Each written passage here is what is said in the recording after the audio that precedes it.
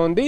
ఇప్పుడు ఈరోజు ఆ బులెటిన్ రిలీజ్ అయింది. నిన్నటి నుంచే ఈ ఖాళీ అమల్లోకి వస్తుందంటూ ఆ బులెటిన్లో పేర్కొన్నారు. అంటే ఆయన నిన్ననే రాజీనామా చేసి ఉండాలి, లేదా నిన్నటి కంటే ముందే రాజీనామా చేసి ఉండాలి అన్నది మనకు దాన్ని బట్టి చూస్తుంటే స్పష్టంగా అర్థమవుతుంది. మొత్తంగా వైఎస్ఆర్ కాంగ్రెస్ పార్టీకి రాజ్యసభలో సంఖ్యాబలం నానాటికి తగ్గుతూ వస్తోంది. ఇప్పుడు 11 నుంచి 8కి చేరింది ఆర్ కృష్ణయ్య రాజీనామాతో. ఇదివరకే మోపిదేవి వెంకటరమణ, బీద మస్తాన్రావు ఇద్దరు కూడా రాజీనామా చేశారు.